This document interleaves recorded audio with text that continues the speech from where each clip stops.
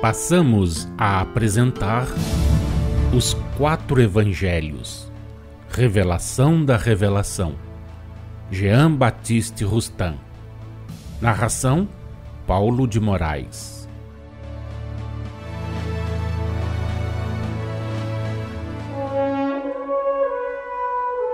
Evangelho de Jesus segundo Mateus, capítulo 8, versículos 1 a 4. Evangelho de Jesus segundo Marcos, capítulo 1, versículos 40 a 45. Evangelho de Jesus segundo Lucas, capítulo 5, versículos 12 a 16. A cura de um leproso. Estava Jesus em certa cidade, onde havia um homem leproso. E eis que o leproso se lhe prostrou aos pés com estas palavras: Senhor, se quiseres, podes tornar-me limpo. Jesus, estendendo a mão, tocou nele e disse: Quero, fica limpo. E no mesmo instante o leproso ficou limpo da lepra. Jesus lhe recomendou: Não o digas a ninguém, mas vai mostrar-te ao sacerdote e fazer a oferta que Moisés ordenou para lhe servir de testemunho. O homem, porém, tanto que dali se afastou, começou a falar da sua cura e a anunciá-la por toda parte, de sorte que Jesus não podia mais aparecer ostensivamente na cidade. Permanecia fora, nos lugares desertos, mas de toda parte vinham ter com ele. Número 109. Jesus conhecia e recompensava a fé, mas também sabia não serem chegados os tempos de publicar abertamente as graças que prodigalizava. Ainda hoje assim é. O Senhor vos concede o seu apoio e se digna de curar a lepra dos vossos corações. Mas nem todos se acham em estado de compreender a graça que recebem. Eis porque vos dizemos: procedei com prudência.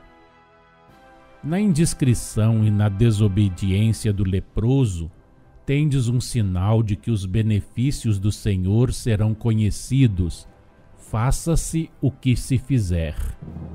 A cura instantânea daquele homem, efeito da vontade poderosa de Jesus e da sua ação sobre os fluidos apropriados, se operou pela concentração magnética desses fluidos.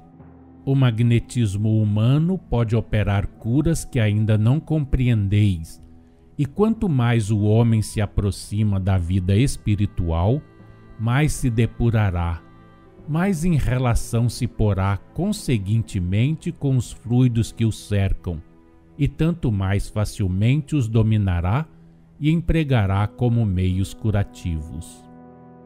Ainda não sabeis o que pode o homem com o magnetismo, e sobretudo o que poderá daqui a algum tempo.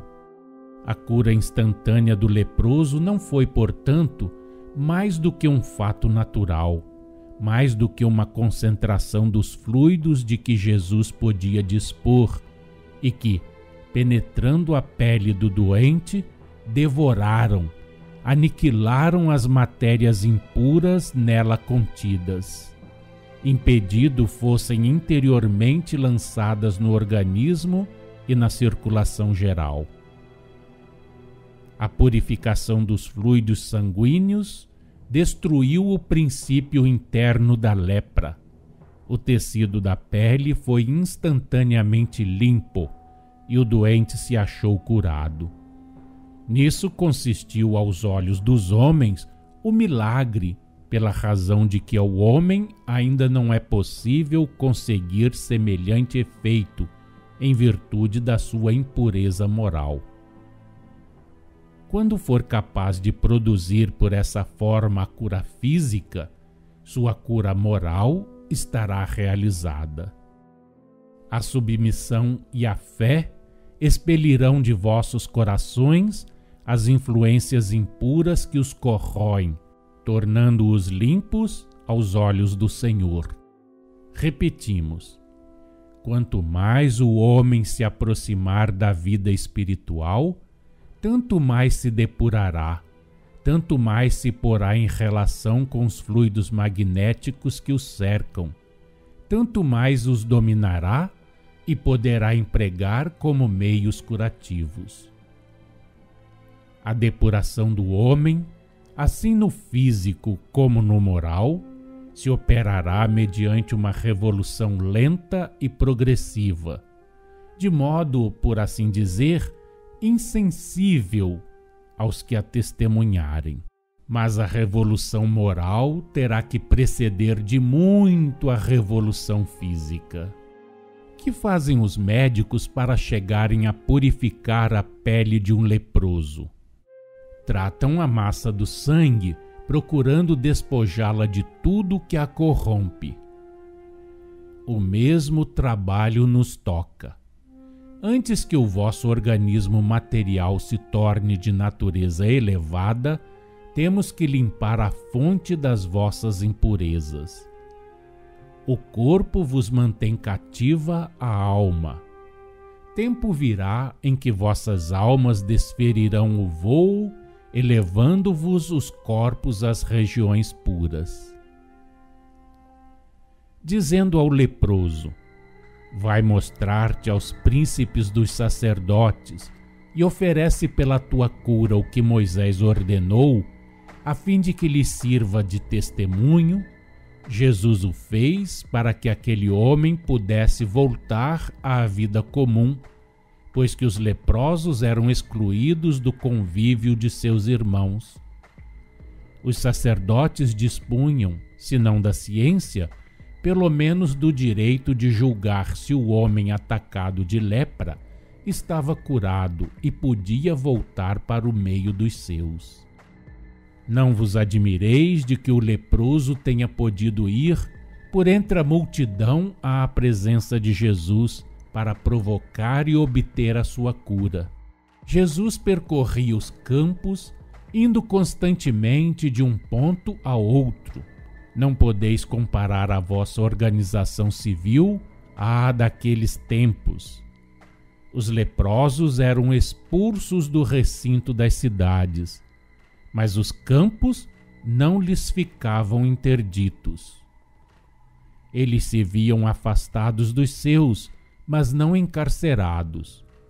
Ainda não havia asilos para as misérias e os sofrimentos dos pobres.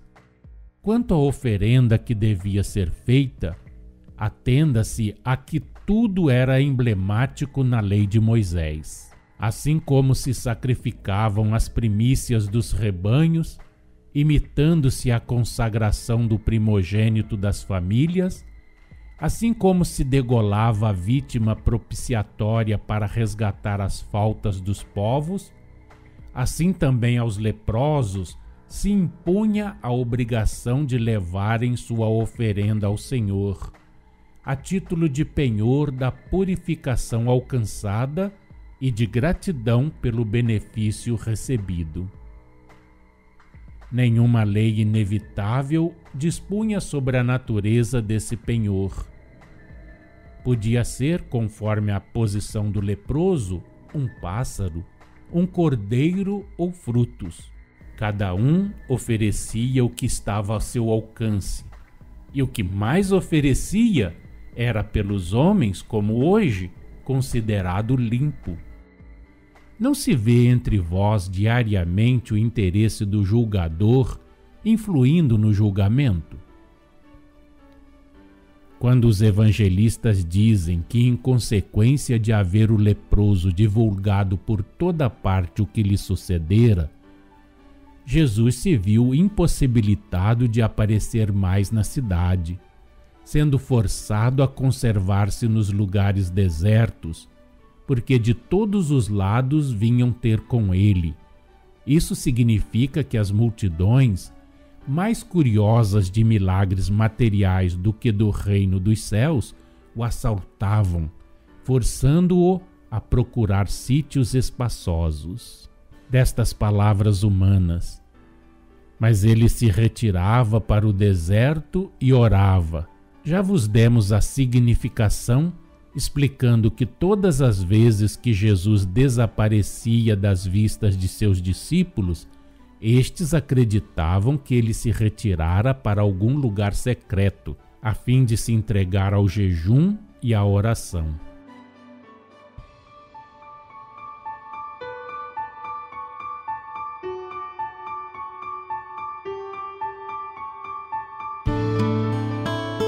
Acompanhe no próximo programa mais um trecho de Os 4 Evangelhos, Revelação da Revelação, Jean Baptiste Rustin.